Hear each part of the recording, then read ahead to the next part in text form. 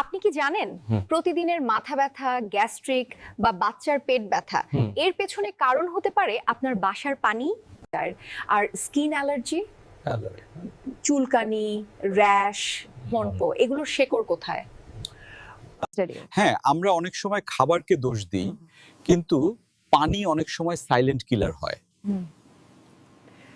বিশেষ করে শহরের অনেক এলাকায় পানিতে থাকে ব্যাকটেরিয়া, আয়রন, লিড, যা নিয়মিত শরীরে ঢুকে সমস্যার কারণ হয়। থাকে। তাহলে সমাধান কি? ফুটিয়ে খেলেই কি সব ঠিক হয়ে যায়? না, ফুটানোতে জীবাণু কিছুটা নষ্ট হয়, কিন্তু হেভি মেটাল, কেমিক্যাল বা আয়রন থেকেই যায়। সেই জায়গায় প্রয়োজন আধুনিক ফিল্টারিং প্রযুক্তি, যেমন এক্সিমরের এক্সিমাস্কো ওয়াটার পিউরিফাই। আপনার পরিবারের সুস্থতার জন্য পানি নিয়ে আর অবহেলা নয়, নিজের চোখে পানি টেস্ট করুন, দেখুন কি খাচ্ছেন।